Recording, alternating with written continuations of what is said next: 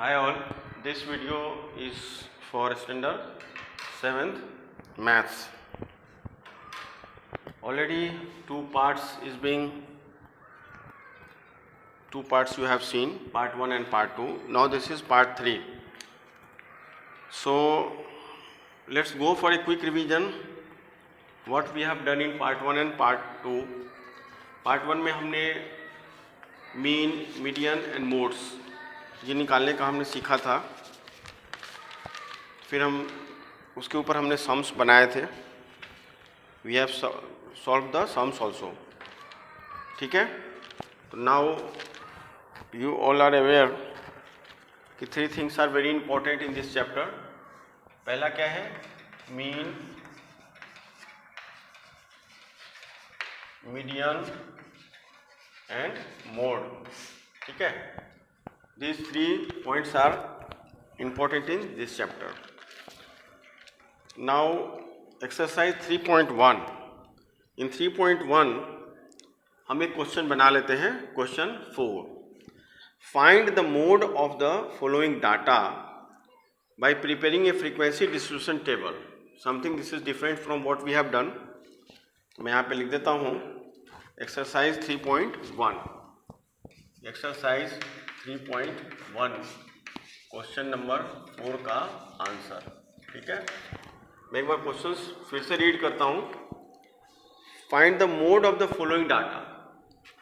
Find the mode of the following data bye preparing A frequency distribution table.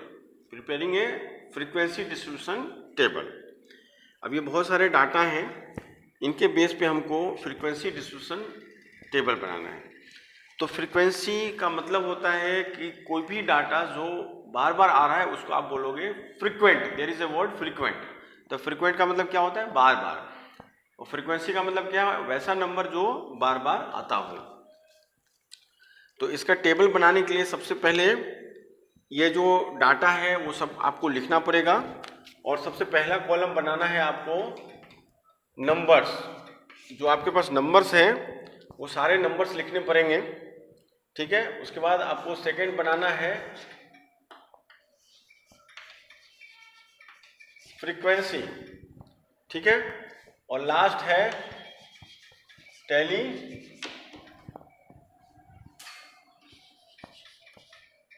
Mark. ठीक है, वो भी देखेंगे टैली मार्क क्या होता है। पहले नंबर्स हम लिख देते हैं। देखिए एक नंबर है 21, 22, 23, 24, 25। ठीक है, और फ्रीक्वेंसी अब हमको ये देखना है, जैसे 21 है तो आपके क्वेश्चंस में वो 21 कितनी बार रिपीट हो रहा है। तो ये रिपीट हो रहा है कितनी बार? 5। 22 रिपीट हो रहा है 8। 23 कितनी बार रिपीट हो रहा है? 4। 24 रिपीट हो रहा है 4 और 25 रिपीट हो रहा है 4। अब देखो ये जो है ना रिपीटेशंस ऑफ नंबर है, यानी 22 8 टाइम्स आपके डाटा में आया हुआ है। ठीक है, ये सब एक दूसरे के हम सामने लिखते हैं। अब टैली मार्क में क्या होता है कि जैसे 5 है तो आपको 1 2 3 4 ये 4 लाइन आपको इंडिकेट करना है। This is the language of data handling. और 5-1 जो है वो आपको ऐसे कर देना है। देन 8 करने के लिए आपको 1 2 3 4 5 6 7 8 करना है। ये सब आपको आता होगा because already you have in 7th class 6th class तो आपने किया होगा। और यहाँ भी 4। तो इस तरीके से हम टैली मार्क बना लेंगे और फ्रीक्वेंसी बना लेंगे और ये नंबर्स होंगे। अब इसमें अगर मोड निकालना होगा तो जो सबसे ज्यादा बार आया होता है what is the meaning of mode. Mode का मीनिंग क्या था कि the number which comes maximum times. तो मोड क्या हो जाएगा? 22। ठीक है, तो ये इस तरीके का क्वेश्चन आप इस तरीके से बना सकते हो। So data handling is a chapter which is very easy but we need to understand कि हाउ टू डू दिस। चलो take a screenshot of this. Now we go for further. हम आगे का करते हैं अभी। आप इसका स्क्रीनशॉट ले लो। ठीक है, then we clean the board.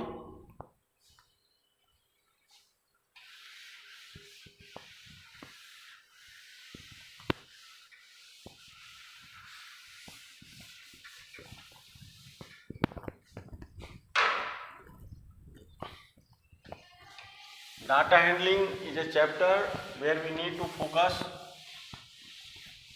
on data and this is very easy to do.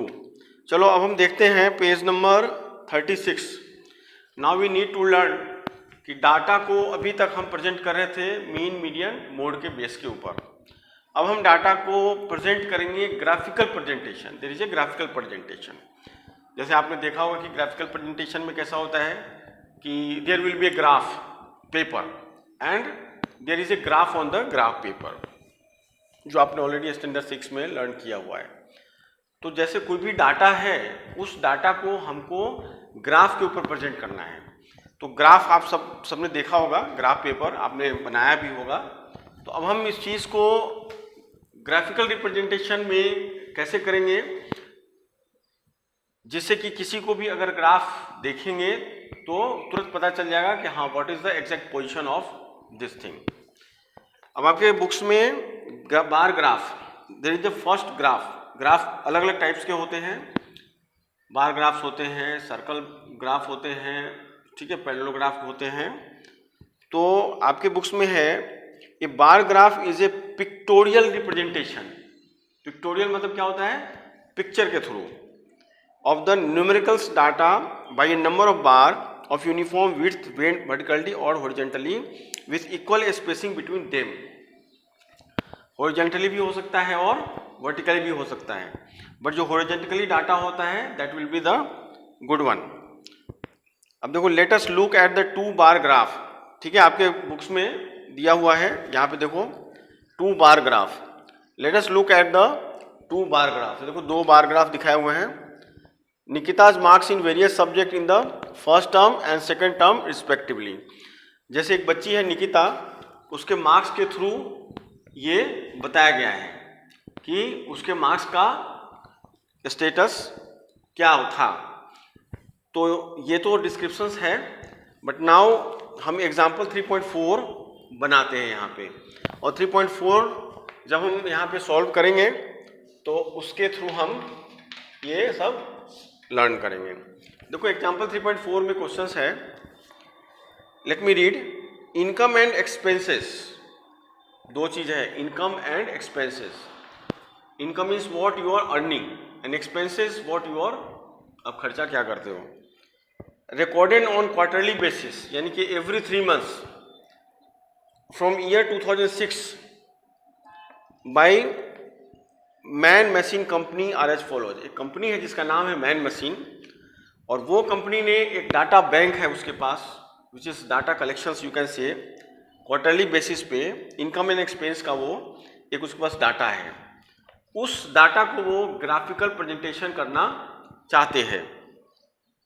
तो देखो सबसे पहला जो कॉलम्स है वो है क्वार्टर, सेकेंड है इनकम और थर्ड है एक्सपेंस का. तो मैं यहाँ पे वो नहीं बना रहा हूँ, we are going to solve directly. तो देखो जो क्वार्टर लिखा हुआ है उसमें first quarter, second quarter, third quarter, fourth quarter. Because in a year how many quarters we are having? 4 quarter. तो मैं यहाँ पे चलो एक छोटा सा लिखता हूँ. ये पहला कॉलम है आपका क्वार्टर, ठीक है, फॉर अंडरस्टैंडिंग. और यहाँ पे है इनकम. अब तो देखो इनकम है वो लैक्स में है, ठीक है. ये भी ध्यान रखना है कि इनकम किस चीज में, लैक्स में है, रुपीस में है, किस में है. अब यहां पे क्या है? एक्सपेंस है, एक्सपेंसेस है. तो जो एक्सपेंसेस है ये भी क्या है?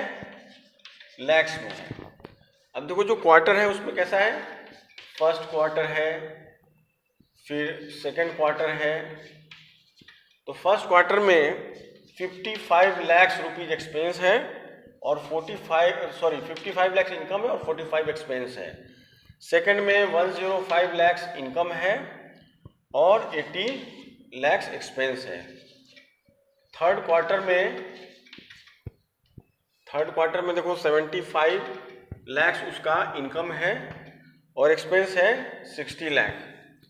फोर्थ क्वार्टर, ठीक है, आपके बुक्स के हिसाब से मैं कर रहा हूँ, 120 और इसका 85 लाख एक्सपेंस है. तो this is the data is provided by man machine company.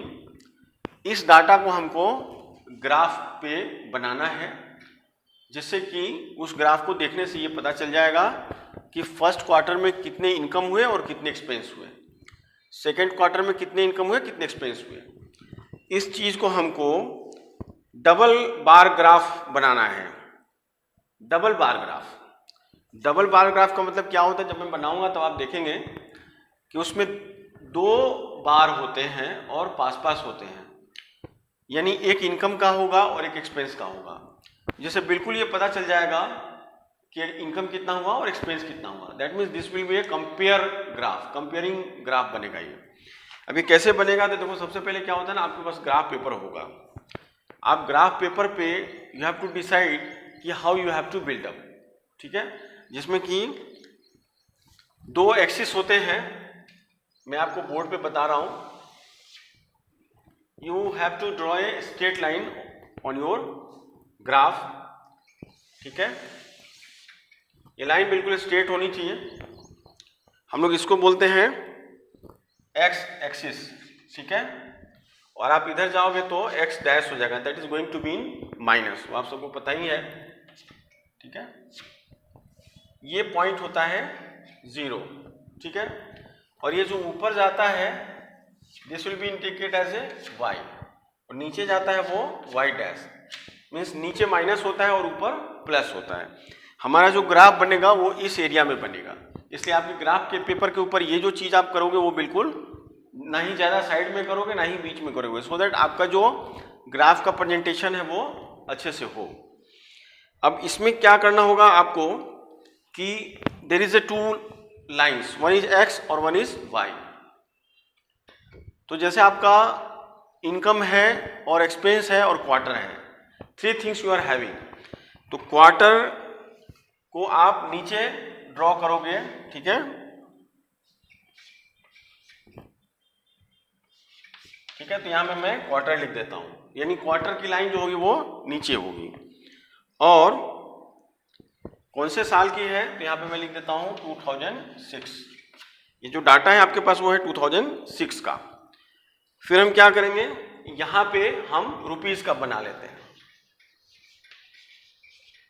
हम लिख देंगे यहां पे इन लैक्स, क्योंकि ये जो डाटा है हमारे पास लैक्स में है और रुपीस में है।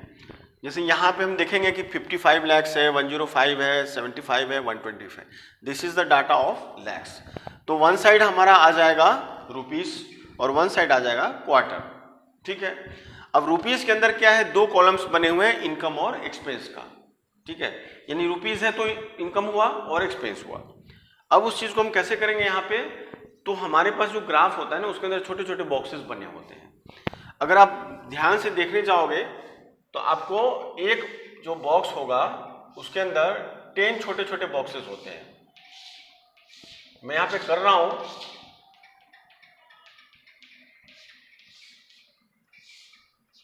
देखो ऐसे इस टाइप के आपके 10 बॉक्सेस बने होते हैं, ठीक है।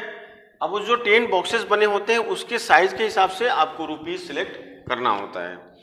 जैसे सपोज आपने एक नंबरिंग डिसाइड कर लिया, सबसे पहले आप इनकम में देखोगे कि सबसे मिनिमम क्या है 55 और मैक्सिमम क्या है 120, राइट, और यहाँ पे मिनिमम क्या है 45 और मैक्सिमम क्या है 85।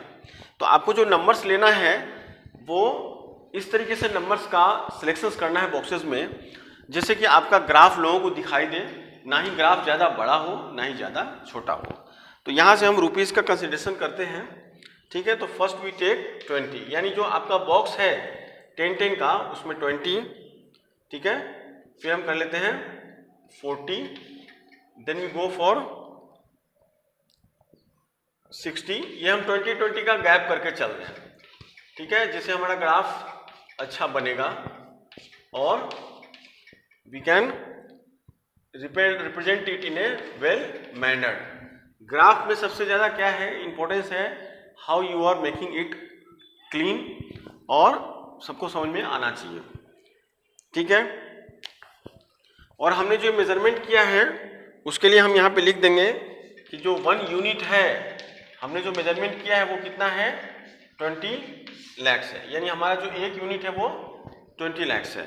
तो 20 लैक्स, 40 लैक्स, 60 लैक्स, 80 लैक्स, 100, 120, 140 ये हमारे लैक्स के हो गए।